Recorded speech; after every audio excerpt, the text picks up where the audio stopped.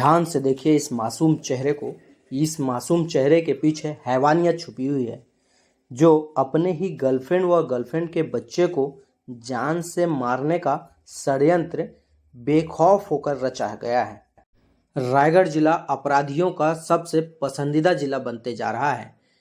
रायगढ़ में देखा गया है कि दूर दूर या अंत प्रांतों से भी लाकर इस जिले में मर्डर की घटनाएं या दूसरे जिले में मर्डर करने के बाद वह यहाँ लाकर उनकी बॉडी को डिस्पोज करने का मामला सामने देखा गया है। ऐसा ही एक मामला रायगढ़ में 27 नवंबर को जूट मिल थाना के नेतनागर गांव में घटित हुआ था, जहां पैराहट में रखकर एक महिला व बच्चे को जलाने का प्रयास किया गया। हालांकि इस महिला और बच्चे की हत्या रायगढ़ से नहीं की गई थी, बल्कि इसे बिलासपुर में हत्या की गई थी और हत्या के बाद रायगढ़ में लाके इसे जलाया गया था। कहते हैं अपराधी कितना भी शातिर हो, लेकिन पुलिस के हाथ भी लंबे होते हैं। एक न एक दिन उस अपराधी को जेल के पीछे जाना ही पड़ता है। इस मामले में भी ऐसा ही हुआ था। रायगढ़ में जलाने के बाद आरोपी यहाँ से 9-2-11 हो गया था और यह आरोपी इतना शातिर था कि कई प्लानिंग करने के बाद ये रायगढ़ से बिलासपुर और बिलासपुर से घूमते हुए मुंबई तक जा पहुंचा और मुंबई से वापस आते समय अपने अपने लोकेशन को बदलते हुए दुर्ग में आखिरकार पुलिस ने इसे पकड़ ही लिया। पुलिस में जांच में इस आदमी के घर में लगे सीसीटीवी से पूरे वाक्य क्लियर हो गए। वाक्यों में देखा जा सकता है कि यह आरोपी अकेले ही महिला की हत्या करने के बाद और बच्चे की हत्या करने के बाद इसे पैक करके अपनी XUV 700 कार में पीछे डिक्की में व्यवस्थित कर इसे वहां से लेके निकल चुका था।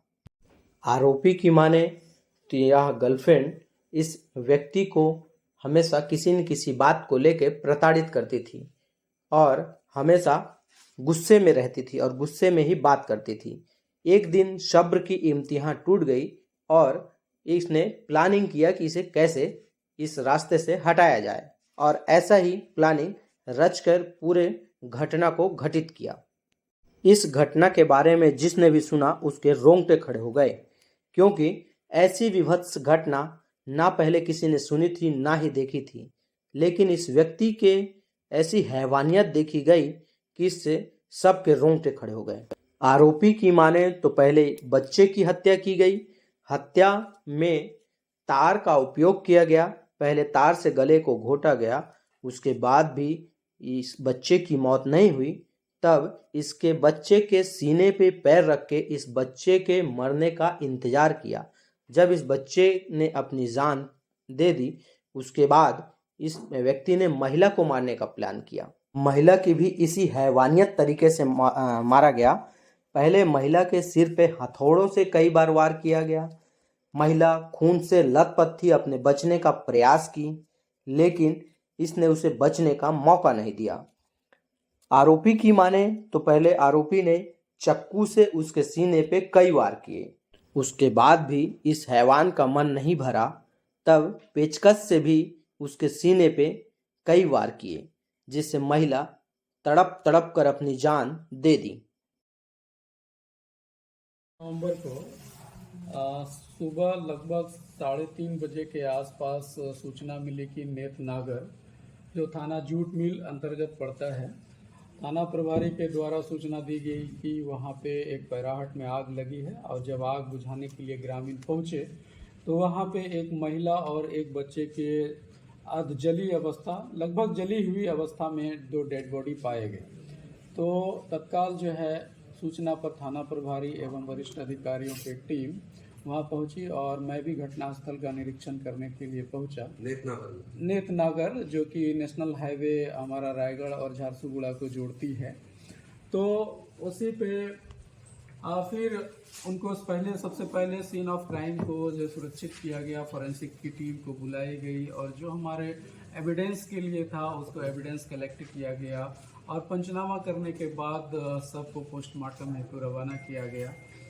अब अगला स्टेप जो आता है कि हम लोग अब आखिर ये कौन है, इसकी पहचान नहीं हो पाई। तो उन्हें जो है सभी न्यूज़पेपर में और अपने न्यूज़ चैनल्स को भी बताया गया, उन्होंने दिया गया, लेकिन किसी ने उस डेड बॉडी को क्लेम नहीं किया। उसके बाद हमारा इन्वेस्टिगेशन वहाँ से शुरू होता है और उसके बाद हम लोगों ने तीन टीम को बनाया, एक साइबर की टीम और सीएसपी और हमारे एक डीएसपी प्रोबेशनर, थाना प्रभारी, इन सभी के टीम के द्वारा जो है अलग अलग उसको टास्क दिया गया कि चूंकि समय का पहले पता था, उस समय और प्रत्यक्षदर्शी के अनुसार एक गाड़ी जो है जाने की सूचना थी कि ये गाड़ी से वो आरोपी भागे हैं। तो सबसे पहले हमारा था कि उस गाड़ी को ट्रैक किया जाए, संदिग्ध अवस्था में कोई गाड़ी है। तो टीम ने जो है अगले दिन शाम तक में उस गाड़ी को पता किया गया और XUV 700 के रूप में जो है संदिग्ध वाहन का पता चला, महिंद्रा की। और उसके बाद फिर उसका RTO से डिटेल लेने के बाद उनके मालिक का पता किया गया, जो रायपुर हिमालयन हाइट्स का होना पाया गया, जो विभा गुप्ता के नाम से रजिस्टर्ड था।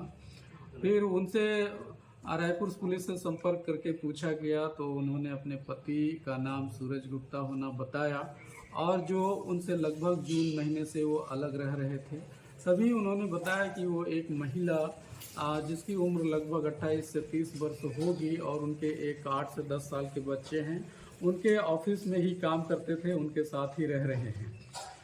तो उसके बाद थोड़ी थोड़ी चूंकि उन्होंने अपने पति को पहचान गया कि यही मेरे पति हैं, तो अपना संदेह और बढ़ता गया। फिर गाड़ी को ट्रैक करते हुए अपनी टीम बिलासपुर पहुंच गई और बिलासपुर में वो गाड़ी अपने को शांति नगर मोहल्ले में देखा गया और उसके बाद हमें और भी जो जानकारियां मिली उसके आधार पे उस महिला का पहचान जो है निधि के रूप में हुई